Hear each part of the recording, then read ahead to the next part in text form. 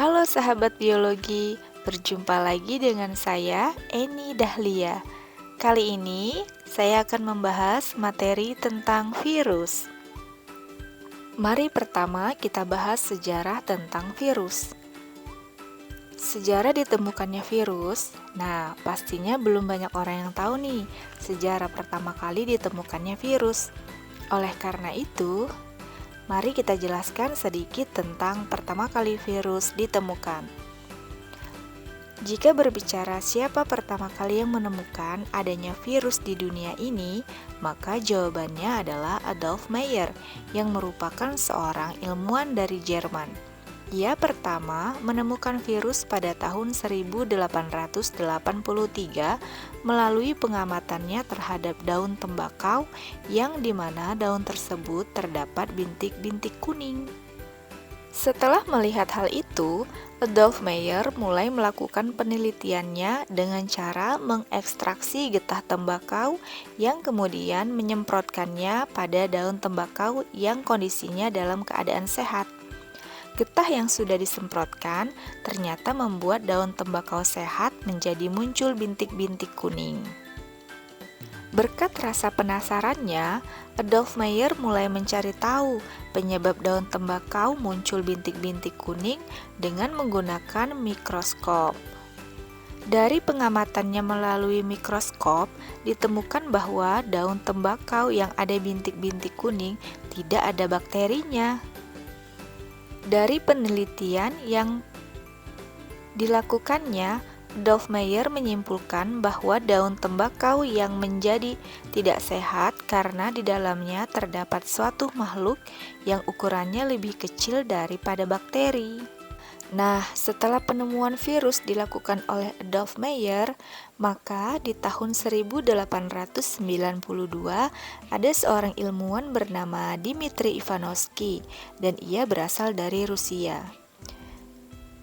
Bisa dibilang penelitian yang dilakukan oleh Dmitri Ivanovsky hampir sama dengan penelitian Adolf Meyer, hanya saja perbedaannya terletak pada penyaringannya.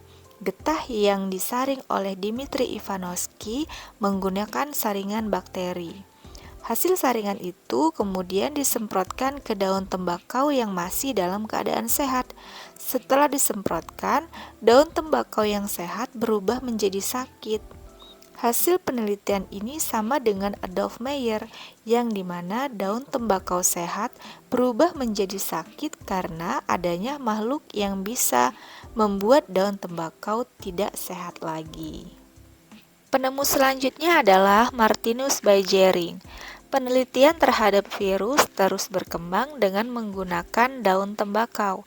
Hanya saja pada penelitian yang dilakukan oleh Martinus Beijering lebih mengarah pada cara menghilangkan atau menonaktifkan makhluk yang memunculkan penyakit.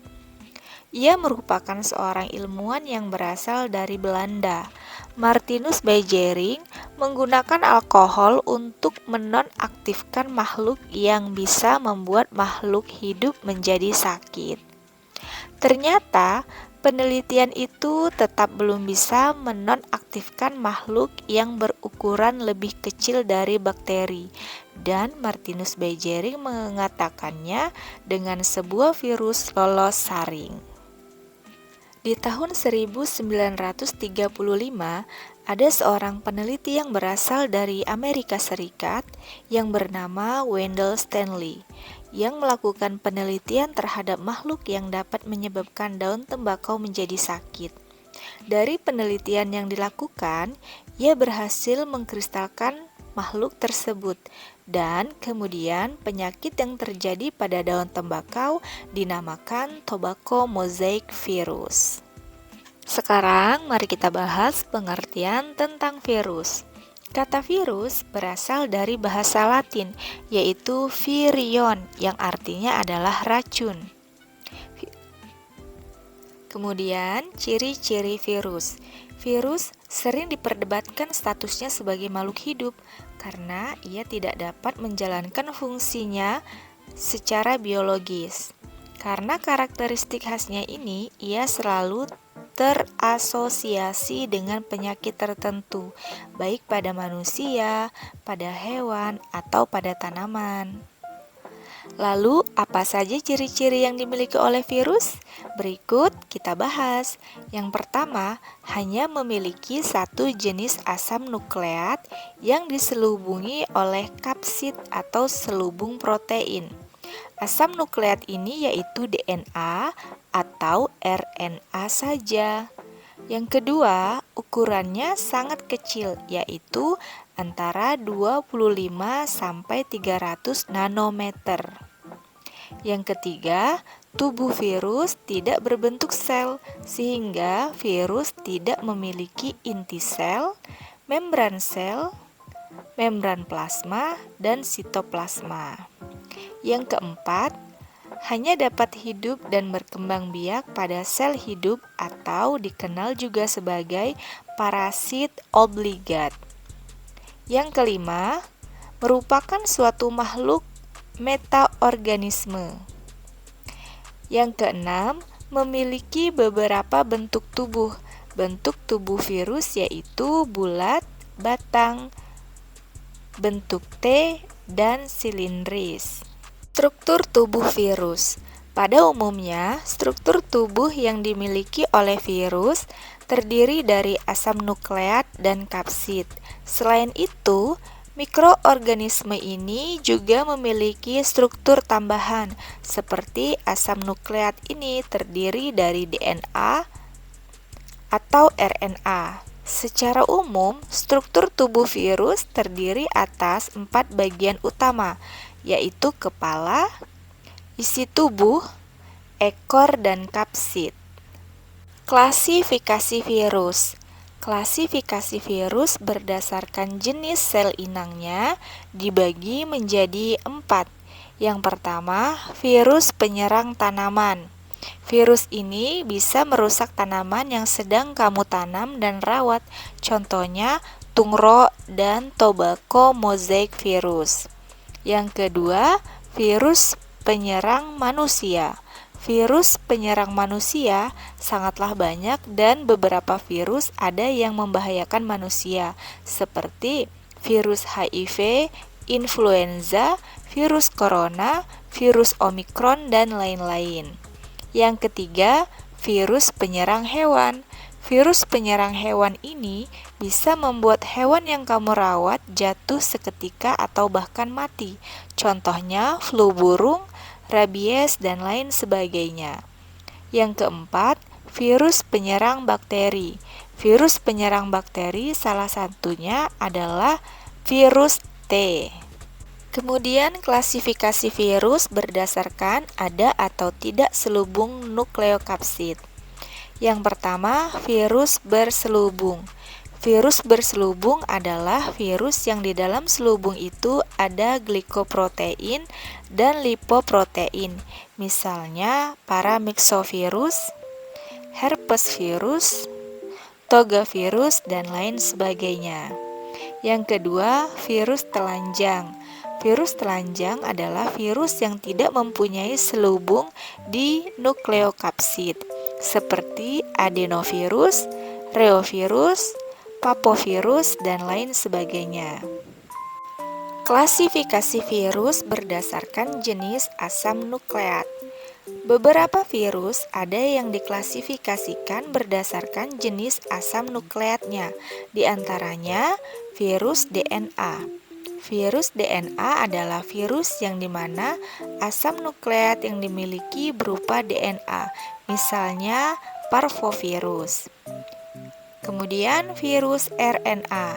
Virus RNA adalah virus yang dimana kandungan asam nukleatnya berupa RNA, misalnya picornavirus. Kemudian klasifikasi virus berdasarkan bentuk dasar.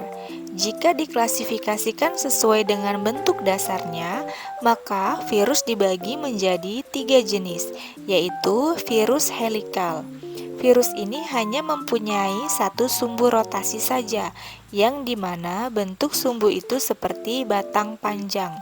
bentuknya heliks, dan nukleokapsid mudah bergerak atau tidak kaku, misalnya virus flu. Kedua, virus kompleks. Seperti dengan namanya, virus ini mempunyai struktur yang cukup kompleks bila dibandingkan dengan jenis virus yang lain, misalnya virus cacar. Ketiga, virus dengan bentuk ikohedrak. Berbeda dengan virus helikal, jumlah sumbu pada virus ini ada 2 rotasi ganda, serta tata ruangnya hanya dibatasi dengan 20 segitiga sama sisi, misalnya virus polio. Selanjutnya, klasifikasi virus berdasarkan tipe genom dan replikasinya. Virus tipe 1. Pada virus tipe 1 ini terdiri dari DNA dengan utas ganda serta reproduksinya dilakukan dengan cara replikasi, misalnya herpes virus. Virus tipe 2. Virus tipe 2 terdiri dari DNA dengan utas tunggal serta reproduksinya dilakukan dengan cara replikasi, misalnya virus MVM.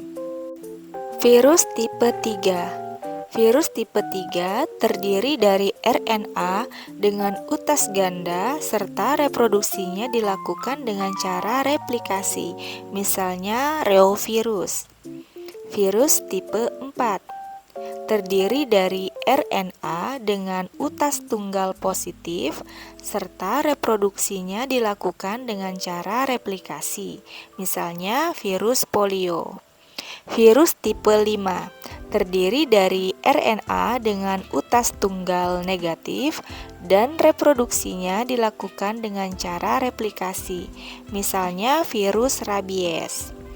Virus tipe 6 terdiri dari RNA dengan utas tunggal positif dan DNA sebagai perantaranya, serta reproduksinya dilakukan dengan cara transkriptasi, misalnya virus AIDS.